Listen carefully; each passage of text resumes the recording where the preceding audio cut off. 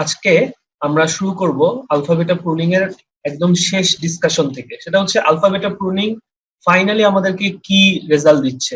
সেটা হচ্ছে আলফাবেটা প্রুনিং আমার মানে টাইম কমপ্লেক্সিটিটাকে রিডিউস করতেছে। যেটা ছিল big O of b to the power m, সেটা হয়ে গেল big O of b to the power m divided by 2, অথবা যদি র্যান্ডম অর্ডারিং হয় তাহলে সেটা হবে big of b to the power thrice m divided by 4। Now এটাও কি এনাফ কিনা? অ্যান্সার হচ্ছে এটাও এনাফ না। কেন? ফর এক্সাম্পল আমরা ওই চেসের সিচুয়েশনটা দেখছিলাম, চেসের সিচুয়েশনে লেটস সি কোথায় ছিল চেসের ব্যাপারটা, এখানে ছিল। চেসের সিচুয়েশনে বি এর ভ্যালু ছিল 35 এবং এম এর ভ্যালু ছিল 100। That means in case of pure minimax it is actually 35 to the power 100। যদি আমি এটাকে রিডিউস করি আলফাবেটা প্রুনিং এর মাধ্যমে, সেটা আসবে কত? উইথ পারফেক্ট অর্ডারিং এটা আসবে 35 টু দি পাওয়ার 50। খুবই মানে বড় পরিমাণে রিডিউস হয়েছে অফকোর্স, বাট স্টিল এটাও কি আমাদের জন্য পসিবল? এটাও কি আমাদের জন্য এই স্পেসে সার্চ করা পসিবল? অ্যান্সার হচ্ছে না। সো আমাদের জন্য জাস্ট আলফাবেটা প্রুনিং এনাফ হবে না, আমাদের জন্য আরো কিছু টেকনিককে অ্যাপ্লাই করতে হবে। সো আমরা আজকে আরেকটা টেকনিক দেখবো এবং সেটাকে প্রপোজ করছেন যিনি, তার নাম হচ্ছে 𝔽𝕝𝕝𝕝𝕝। সো ফর এক্সাম্পল আমরা একটু আগে দেখে আসি যে আলফাবেটা pruning allows us to prune large parts of the search tree, but the depth is usually not practical. তারপরে এটা প্র্যাকটিক্যাল হচ্ছে না। For real-time performance, the search tree needs to be further shortened. Techniques proposed by 𝔽𝕝𝕝𝕝𝕝. 𝔽𝕝𝕝𝕝𝕝 দুটো technique propose করতেছে। The first one is cut-off test, and second one is evaluation function. So 𝔽𝕝𝕝𝕝𝕝 যেটা বলতেছে যে আমি যদি পিওর মিনিম্যাক্স করি তাহলে ওই যে মিনিম্যাক্সের যে ইউটিলিটি ভ্যালু সেটা কোথায় থাকে? একদম ট্রি এর শেষ লেয়ারে থাকে, লিফ নোডে থাকে। আমরা যদি ট্রিটা দেখে আসি আরেকবার, একদম ট্রি এর শেষ লেয়ারে বা লিফ নোডে আমার ইউটিলিটি ভ্যালুগুলো থাকে এবং এইগুলোকে আস্তে আস্তে উপরে পাস করা হচ্ছে, রাইট? সো আমি যদি মিনিম্যাক্স অ্যালগরিদম অ্যাপ্লাই করি, ইউটিলিটি ভ্যালু জানার জন্য আমার একদম শেষে নামতে হচ্ছে। আলফাবেটা প্রুনিংও একই কাজ করতেছে, কিন্তু সে এই নিচের ইউটিলিটি ভ্যালুগুলো আনতে যে উপর থেকে কিছু পোর্শনকে কাট অফ করতেছে। ওকে, সো 𝔽𝕝𝕝𝕝𝕝 বলতেছে অ্যাকচুয়ালি এটাও যদি আমরা করতে থাকি তাহলে আমার ডেপথ লিমিটটা আমার যথেষ্ট পরিমাণে কমবে না। সো উনি বলতেছেন যে আমরা কাট অফ টেস্ট নামে একটা বিষয় শুরু করব। সো কাট অফ টেস্টের কাজ কি? কাট অফ টেস্টের কাজ হচ্ছে আমি একদম লাস্ট লেয়ার পর্যন্ত যাব না, আমি একদম লিফ নোড পর্যন্ত যাব না, আমি এর আগেই একটা পয়েন্টে কাট অফ করে দিব। যেটা তোমাদের ক্লাসে একবার আগে বলছিলাম যে for example in the case of chess আমাকে একদম যদি আমি অপটিমাল এবং কমপ্লিট সলিউশন পাইতে যাই, মেবি আমাকে অনেক ডেপথে যেতে হবে। যেমন এখানে বলতেছে ডেপথটা কত হবে? 100। ওকে, ফর এক্সাম্পল ডেপথটা 100, কিন্তু আমি ফর এক্সাম্পল আমি একটা অপোনেন্টের এগেইনস্ট প্লে করতেছি যে হয়তো 10-20 স্টেপস সামনে চিন্তা করে। ওকে, তাহলে আমি যদি আমার অপোনেন্টকে বিট করতে যাই,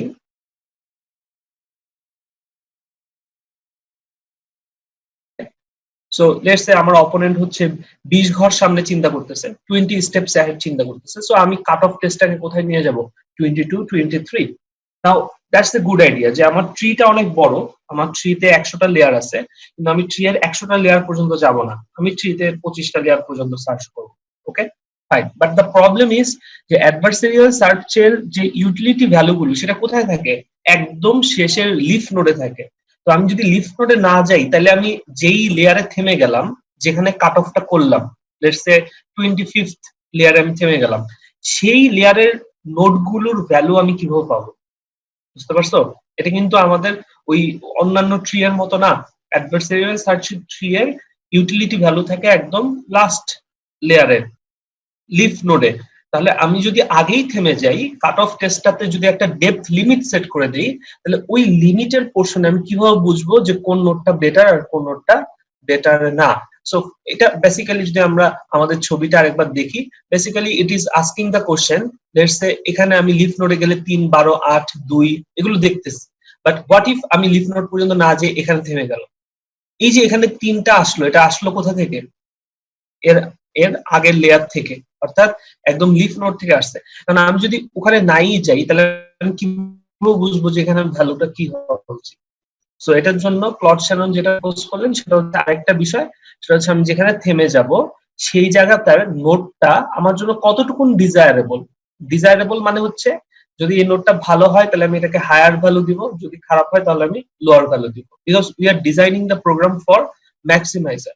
so desirability of the position এটাকে মেজার করার জন্য আমার এক ধরনের ফাংশন লাগবে, which we are going to call evaluation function. Okay, so just দুটো আইডিয়া, একটা হচ্ছে কাট অফ টেস্ট আর একটা হচ্ছে এভালুয়েশন ফাংশন। জাস্ট এই দুটো জিনিস আজকের ক্লাসে আমরা দেখবো।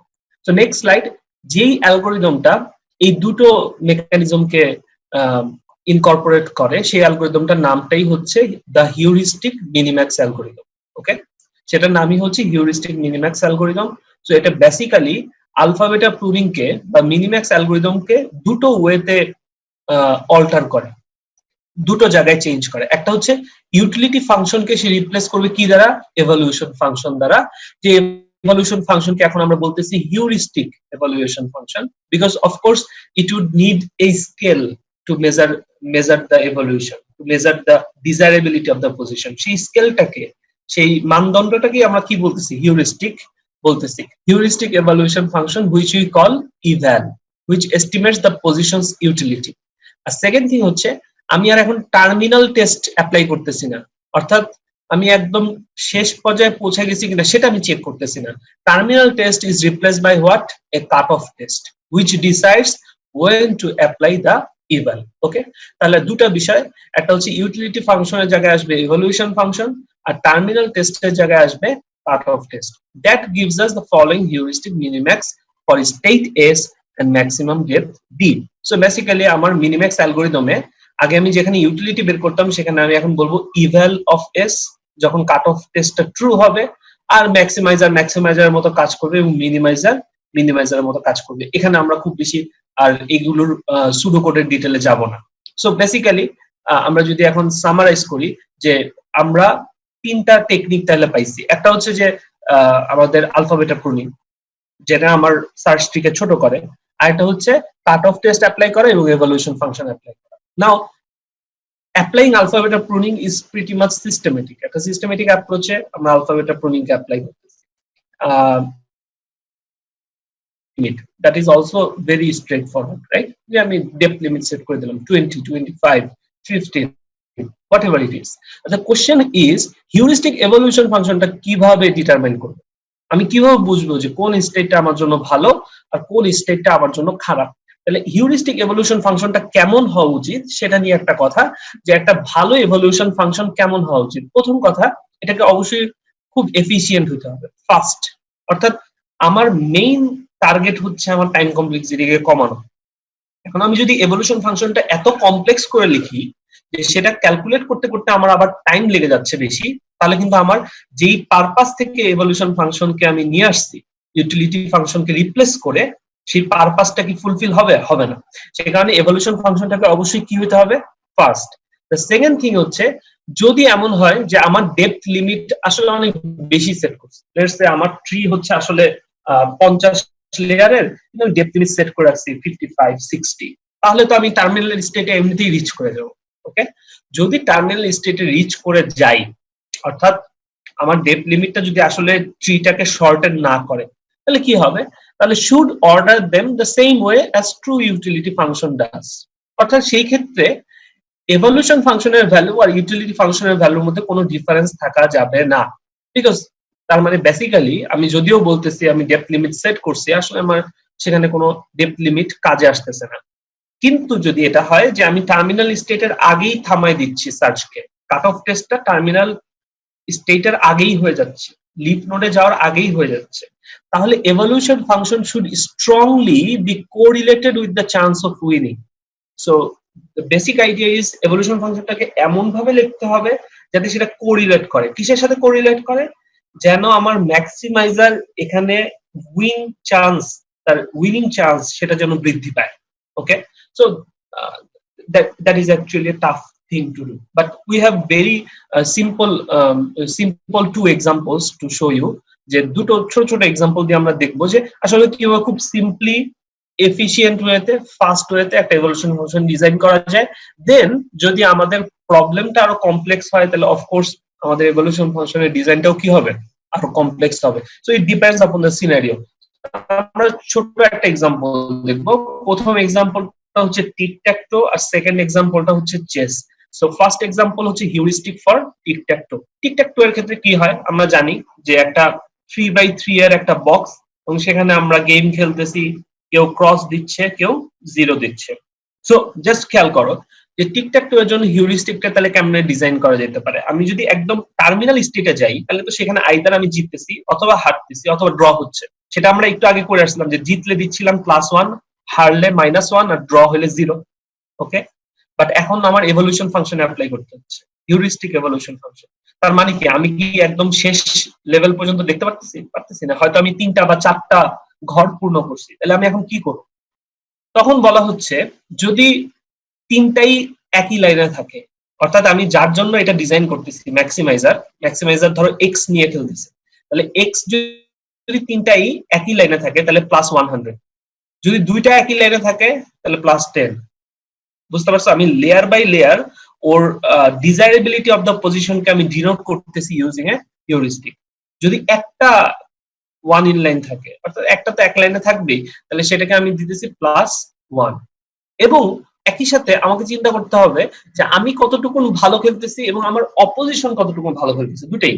তো প্রথম 3টা মেজার, এটা বেসিক্যালি হচ্ছে how good I am playing so far, আর এর পরেরটা হচ্ছে how good my opponent is playing. So আমার অপোনেন্ট যদি 3টা এক লাইনে মিলে ফেলে তাহলে -100, দুটো মিলে ফেললে -10, আর একটা মিলে ফেললে -1। আর যদি কিছুই না হয়, অর্থাৎ পুরো বক্সটা এখন এমটি, আমার অপোনেন্টও কিছু রাখে নাই, আমিও কিছু এখানে পুট করি নাই, তাহলে 0।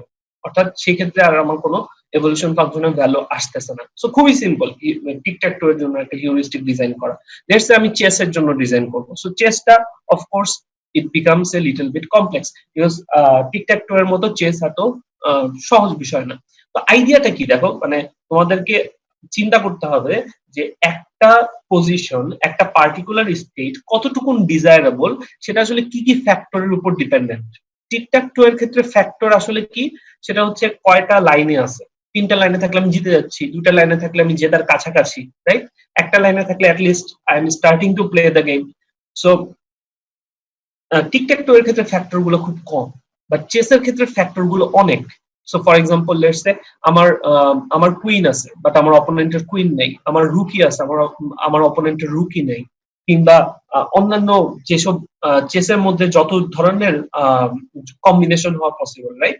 যে ঘোড়া, হাতি, মন্ত্রী, নৌকা, সামনের সোলজার, এভরি কম্বিনেশন ম্যাটার্স। ওকে, সো এই যে এতগুলো ফ্যাক্টর, কতগুলো ফ্যাক্টরকে তাহলে আমরা চিন্তা করতে পারি?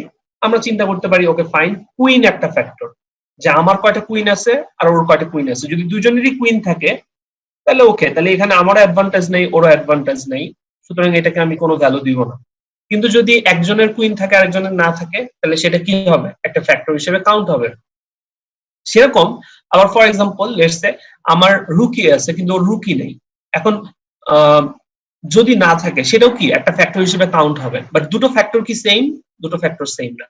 ওকে, একটা ফ্যাক্টর বেশি ইম্প্যাক্ট ফেলবে আর একটা ফ্যাক্টর কম ইম্প্যাক্ট ফেলবে। এই ইম্প্যাক্টটা বোঝানোর জন্য আমরা এখানে নিয়ে আসছি ওয়েট, অর্থাৎ একটা স্টেটকে এভালুয়েট করতেছি, ইভ্যাল অফ এস, কোন একটা পার্টিকুলার স্টেটকে এভালুয়েট করতেছি based on some factors which are f1, f2, fn. there can be many factors, right? অনেকগুলো ফ্যাক্টর উপর ডিপেন্ড করে আমি এভালুয়েট করতেছি। এবং এটাও একটা ফ্যাক্টর হতে পারে, দেখো চেসে, যে আমার ফ্রন্ট লাইনটা কোথায়। আমি কি বোর্ডের, এটা একটা 8x8 চেস গেম, সো আমি কি বোর্ডের লেটস সে আমার আমার আমার সামনে যে 4টা ঘর ফ্রন্ট এরিয়া, তার চেয়ে সামনে কি আমি আগাইতে পুশ করতে পারছি কিনা, সেটা একটা অ্যাডভান্টেজ। আমি কি ক্যাসলিং করছি কিনা, আমার অপোনেন্ট ক্যাসলিং করছে কিনা, সেটা একটা অ্যাডভান্টেজ হতে পারে।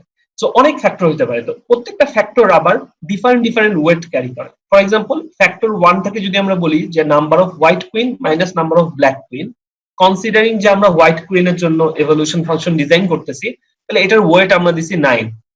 তো কুইনের ডিফারেন্সটাকে যদি আমি দেই 9, এটা তোমার 9 না দিয়ে 10ও দিতে পারো, 100ও দিতে পারো, তাহলে অফকোর্স রুকি এর ডিফারেন্সটা আরো কি হবে, আর একটু কম হবে, রাইট? ক্যাসলিং এর একটা আলাদা ওয়েট থাকবে। সো এই টোটাল যে ফ্যাক্টর গুলা, সেটাকে কনসিডার করে আমি চেস গেমের একদম এন্ড পয়েন্ট পর্যন্ত আসলে আমার দেখার দরকার নেই যে আমি জিততেছি নাকি হারতেছি।